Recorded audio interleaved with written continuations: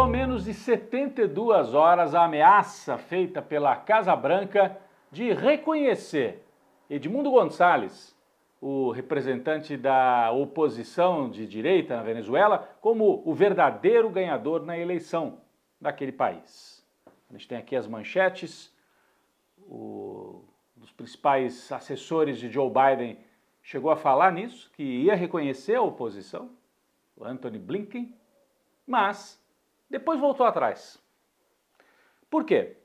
Nicolás Maduro disse que, diante do cerco que estava sendo promovido pelos Estados Unidos, a Venezuela começava a cogitar a ideia de entregar a exploração de parte do petróleo da Venezuela para empresas da China e da Rússia. Parece que isso deixou os norte-americanos um pouco preocupados. Horas depois desse anúncio de Nicolás Maduro, os Estados Unidos voltaram atrás. E aí disseram, não é bem assim, não há como dizer que a oposição venceu. E não há mesmo. Se há dúvidas ainda sobre a divulgação dos resultados, é preciso cobrar transparência nessa divulgação, muita gente entende assim, inclusive o governo brasileiro, muito mais estranho seria reconhecer a vitória da oposição com base no quê? Em dados que a própria oposição está divulgando e tomar isso como verdade absoluta. Seria a demonstração de que os Estados Unidos estão querendo avançar e promover uma espécie de guerra civil na Venezuela, para avançar sobre o petróleo da Venezuela. Então, um passo atrás, que veio junto com uma seguinte afirmação feita pelos representantes da Casa Branca. Olha, não vamos reconhecer a oposição, aliás, o melhor mesmo é somar esforços com Brasil, Colômbia e México, que pedem transparência na eleição, mas não atacam a soberania da Venezuela. Então percebem que há uma diferença forte aí. Os Estados Unidos estavam partindo para a criação de um duplo poder na Venezuela, dizer que havia um outro presidente eleito, Edmundo Gonçalves, e agora já estão dizendo, não, vamos cobrar transparência, vamos nos aliar com esse bloco Brasil, Colômbia e México que estão nessa tentativa, mas sem forçar demais a mão. O Brasil ficou onde já estava, com Lula, com Celso Amorim, o assessor de Lula para assuntos internacionais, e com Itamaraty, a diplomacia brasileira muito habilidosa e com muita capacidade de conversar com diferentes atores. Bom, a estratégia de Lula, que tenta evitar um conflito mais grave, que podia desembocar até numa guerra civil na Venezuela, recebeu apoio, não só dos Estados Unidos, com essa volta atrás, mas também da França. O presidente francês Macron telefonou para Lula e disse, olha, vamos juntos, vamos seguir nessa linha de Brasil, Colômbia e México, cobrar a transparência do governo, das autoridades eleitorais, de Nicolás Maduro, mas sem promover uma espécie de guerra civil com o novo Guaidó. Vocês se lembram quem era o Juan Guaidó? Foi uma outra tentativa de dar um golpe na Venezuela, quando os Estados Unidos e alguns países europeus reconheceram o Guaidó como presidente. Ele era um presidente autoproclamado.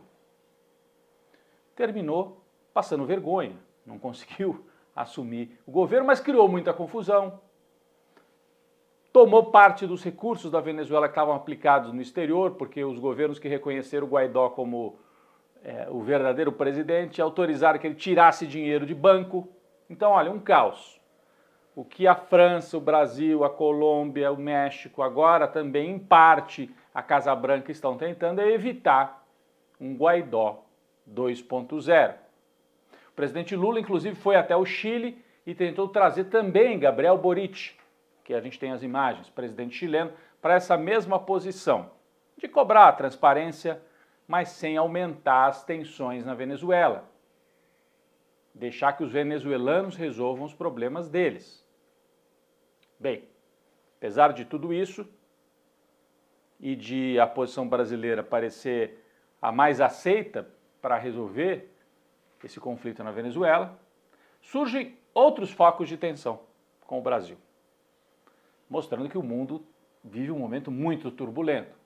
Agora na Nicarágua, interessante, porque a Nicarágua também era um país com uma tradição de esquerda, a Revolução Sandinista, né, que derrubou a ditadura lá no fim dos anos 70, e os sandinistas tinham boas relações com o PT aqui no Brasil, com as forças de esquerda em toda a América Latina.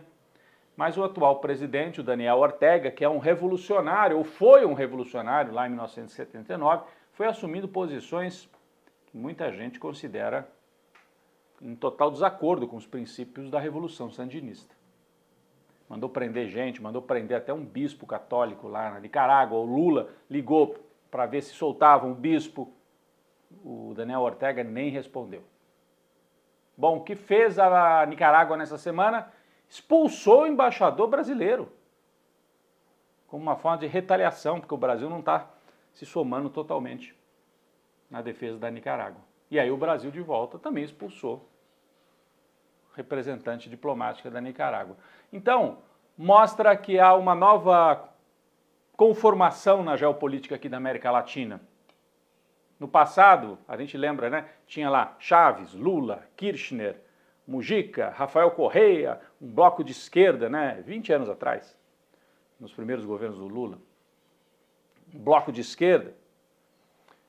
Agora você tem uma esquerda da Venezuela e da Nicarágua, que é contestada. Você tem alguns presidentes de direita, como Javier Milei, como os presidentes do Peru e do Equador, e você tem um bloco mais moderado, de uma esquerda moderada, formada por Lula, por Petro na Colômbia e por López Obrador no México. Primeiro, a observar isso. Segundo ponto, observar que a disputa na Venezuela é uma disputa geopolítica. Não é só democracia, autoritarismo. A oposição na Venezuela não tem nada de democrática, a gente já falou sobre isso. Então a grande disputa é pelo petróleo. De um lado, Rússia e China, que reconheceram rapidamente a vitória de Nicolás Maduro. De outro, os Estados Unidos e a OTAN, que gostariam de retomar as reservas de petróleo da Venezuela e também retomar a Venezuela como um parceiro fechado com esse bloco aí do Atlântico Norte. Mas a essa altura os Estados Unidos parecem mais preocupados e mais interessados em olhar para a eleição que acontece lá, nesse segundo semestre. Então o governo Biden, que desistiu da reeleição, está preocupado em eleger a Kamala Harris e não em gerar mais um foco de tensão aqui na América Latina, no momento em que já há tensão no Irã, ameaça de uma guerra total no Oriente Médio, envolvendo Irã e Israel. A Kamala Harris avança nas pesquisas, a gente tem aqui mapas, olha, em que ela já seria, segundo as pesquisas, provável vencedora, derrotando Donald Trump. Para a gente fechar aqui no Brasil esta semana, um caso bastante complicado, um sinal ruim que veio do Tribunal de Contas da União, ao analisar um caso antigo de um relógio que Lula recebeu de um fabricante francês. O TCU disse que presidentes da República não têm obrigação de devolver os seus presentes. A malandragem do TCU, porque trouxe um caso do Lula do passado, que não tem nada a ver com as joias do Bolsonaro, porque o Lula recebeu esse relógio do fabricante, não foi de governo nenhum, e não escondeu, e não tentou vender, porque o Bolsonaro escondeu, mandou para o exterior, transformou em dinheiro, e quando o Bolsonaro fez isso já havia normas que diziam que não poderia fazer. Então o TCU deu uma decisão sobre o Lula para tentar livrar a cara do Bolsonaro. É um sinal ruim de que pode haver uma tentativa de anistia aí para o Jair Bolsonaro. No momento em que os bolsonaristas continuam espalhando fake news, agora sobre as medalhas e sobre a taxação dos atletas brasileiros. Chegaram a dizer que, olha que absurdo, o Lula e o Haddad taxam tudo, até as medalhas vão ser taxadas. Não. Não é assim. O objeto, a medalha de ouro, medalha de prata, bronze que os atletas ganham, não é taxado. Agora, alguns atletas ganham prêmios do Comitê Olímpico Brasileiro em dinheiro. E aí, a lei, as regras da Receita Federal prevêem uma taxação. E aí os bolsonaristas, tá vendo? É o governo que quer taxar tudo. Essa taxação tem mais de 50 anos. O Bolsonaro, na Olimpíada passada, quando era presidente, a Receita Federal do Bolsonaro também taxou, porque qualquer trabalhador, qualquer cidadão brasileiro, tem que pagar imposto sobre o que recebe. Né? O Lula, para tentar dar uma resposta, está publicando uma medida provisória para liberar os atletas do pagamento destas taxas, não sobre as medalhas, que eram mentiras, isso é mentira dos bolsonaristas, mas sobre o prêmio em dinheiro.